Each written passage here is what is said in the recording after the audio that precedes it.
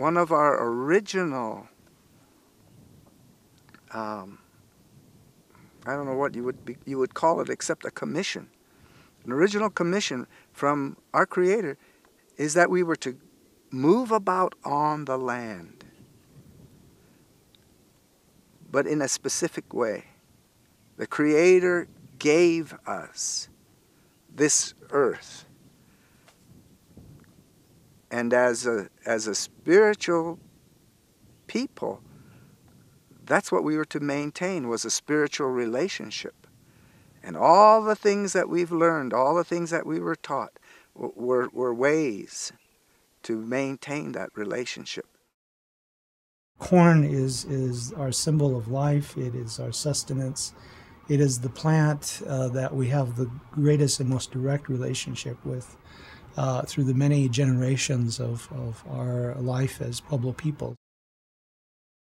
Corn is referred to as mother corn because the corn, when it's not fully ripened, there's milk inside the kernels. So milk we get from our mother, and milk we get from our corn. So our elders have always referred to corn as corn mother. Blue corn really was an integral part of my childhood, and it's a strong food image for me even now. And the way we ate blue corn was as a cereal. So we ate it as a hot cereal called atole, and also as chaquewe. Chaquewe is a Native American term, I think, from Tewa or Tiwa. And I remember we'd grow the blue corn and we'd grind it, and then my mom would make this wonderful, fantastic cereal drink early in the morning, especially in the winter. And that was how we'd start our day, was having a cup of chaquewe or a bowl of atole every day, and that would really fortify us to get out into the world each day. And I really miss that. I still can make chaquewe and I can still get blue cornmeal, but not a lot of it's not grown locally anymore, and I have to go look at specialty stores to find it. And one of the major crops that we can say is iconic of this time is the chile. And chile is a perennial, and it has a longer growing season down south. So to me, it's a monument of adaptation of crops to new conditions, because here, where we see the chile was established, the growing season is 90 days.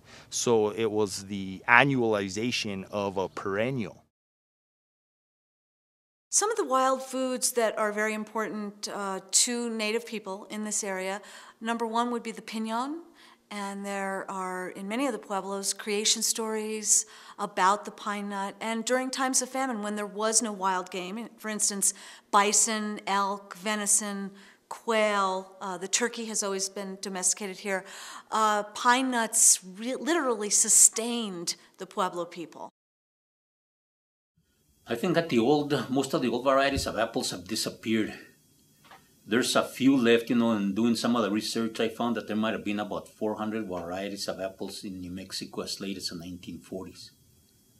And you still find them throughout the valley here, throughout northern New Mexico. Old trees along the acequia banks by the river or in abandoned orchards, Well into the 1920s and 30s and 40s, the Pueblos were very self-sufficient with regard to production of these staples, corn, beans, and squash.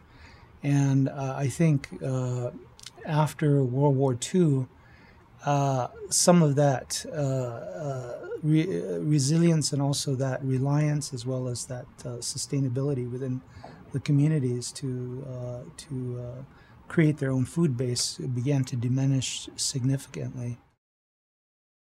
I'm that person that still chops wood. I'm that person that still hauls water.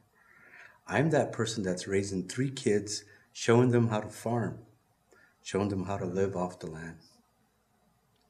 I recently adopted 60 head of sheep.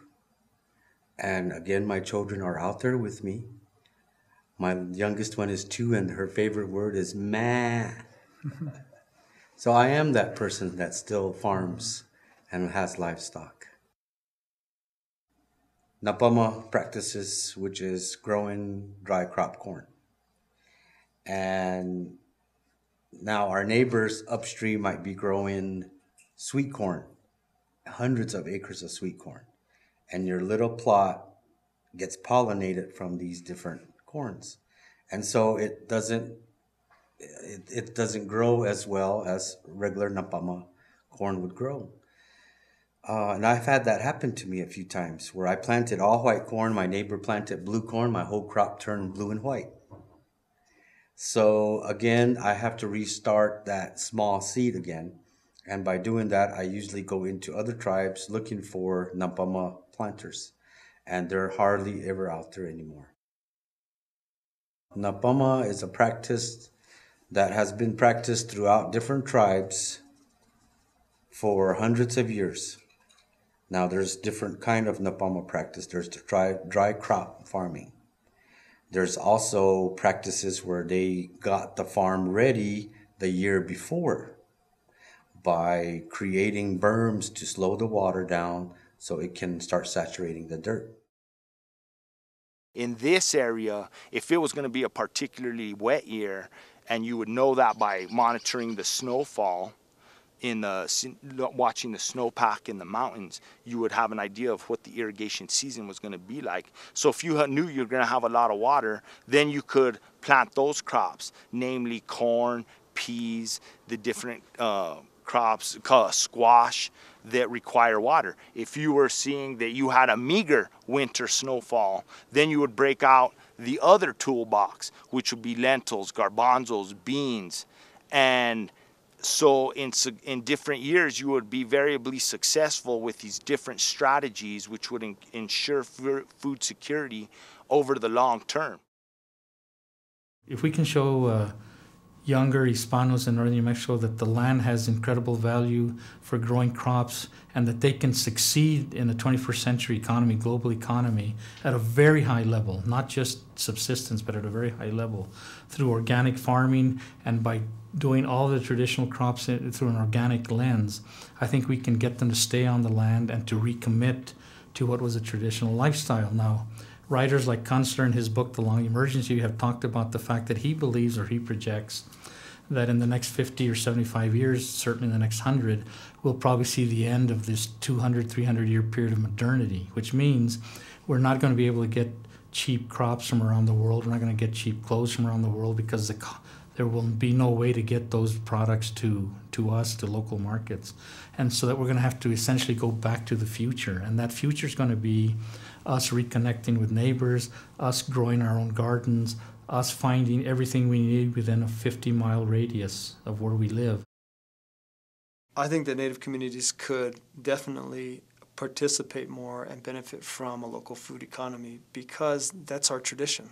That's what our communities stem from, those, centuries upon centuries of living within and using the natural resources around us. And so I don't think local is the only term we need to use. I think we need to focus in our own communities and do as much as we can locally. But then I think we need to be conscious consumers and conscious about what we buy that is sustainable in other parts of the world. I'm a firm believer that we can reestablish, reacclimatize these crops and recreate land races, recreate the crop diversity, and re-indigenize ourselves with the landscape using these crops as our connector. My dream is that my children will continue to farm, that they'll continue to be in my field, and that they'll continue to hunt and gather and pick the things that are part of our life, that are part of our cultural patrimony, that they'll maintain those relationships that those resources imply. Because for us, it's not about collecting a resource. It's about a relationship to place and a relationship to who we are as Native people and to our ancestors as they go back. It's our relationship that's spelled out in our songs and in our prayers and in our traditions.